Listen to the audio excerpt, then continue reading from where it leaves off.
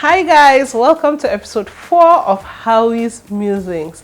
In a few days' time, precisely on the 10th of October, the world will mark World Mental Health Day.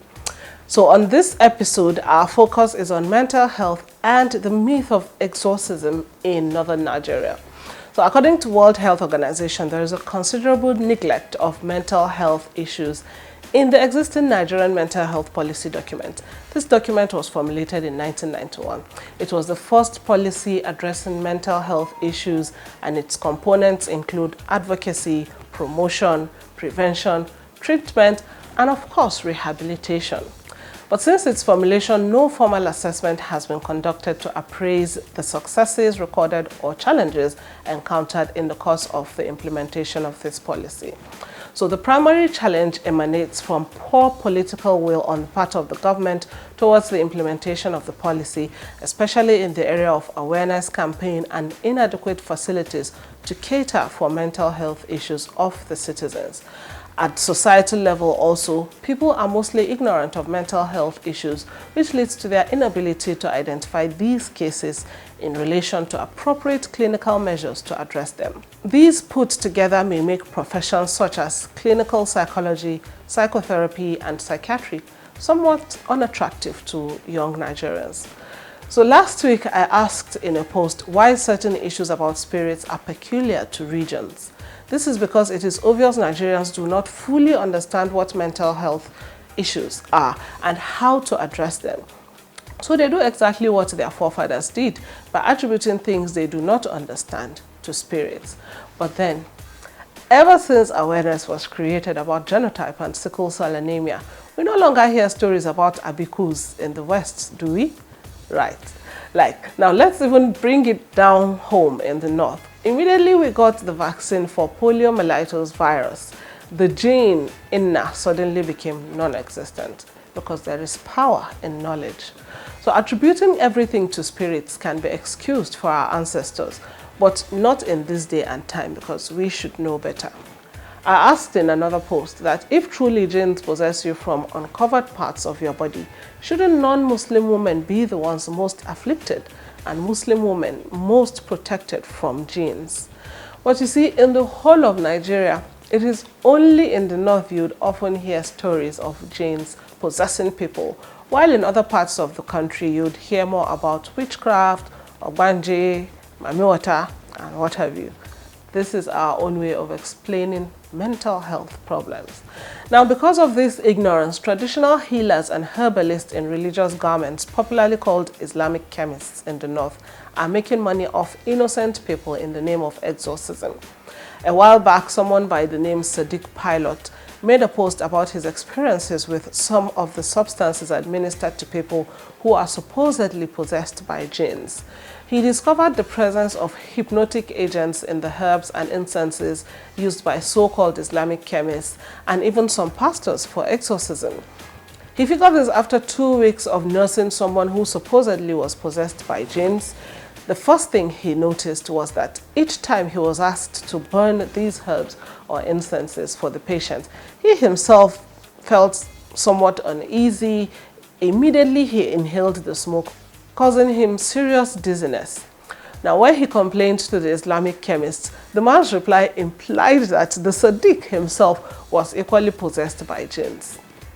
It was at this point that he realized some sort of deceit in the whole exorcism business. This is just one out of many methods used for exorcism. Let's not forget the physical abuse some of these people also go through, sometimes even sexual molestation, all in the name of exorcism. Now, this guy also disclosed that some of these poisonous substances used could potentially make someone who has migraine lose their minds.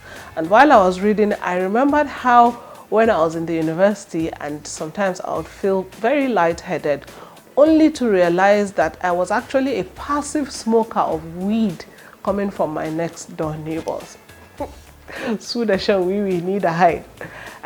So one of those substances he identified from these herbs is Salvia divinorum. I'm not sure if that's pronounced that way, but this plant is also known as sage of diviners. It is a plant with transient psychoactive properties when its leaves are consumed by chewing, smoking, or as tea. This can be followed by nightmares and hallucinations, viewing humans in grotesque-like images, excessive laughter, talkativeness and incoherent conversations, recollection of childhood memories and the likes.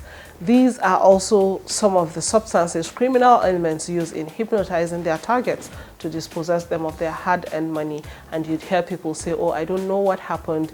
They just picked me up and the next thing I did was I saw myself somewhere else and I don't understand. And these same effects are what exorcists capitalize on to make their prey believe that such weird experiences are truly spiritual, so that the targeted customers would keep coming back for remedies. Another substance he discovered is scopolamine. I'm not sure the pronunciation of this word also, which when combined with PCP powder causes hallucinations, distorted perceptions of sounds, and violent behaviors. If you have ever witnessed these exorcisms, then this shouldn't be strange to you.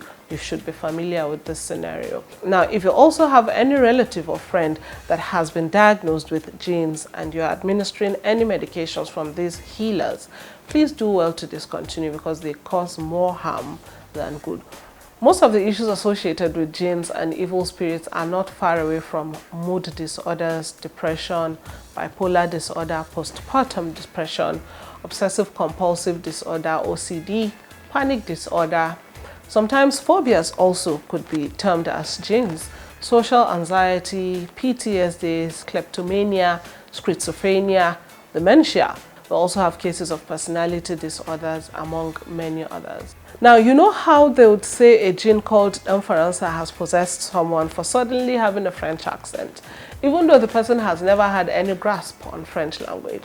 Well, those people do not have genes. What they have is foreign accent syndrome. All these things exist. Please make out time to study them and you'll understand why that relative or friend of yours never gets better. It's simply because they are not being treated for what is actually wrong with them.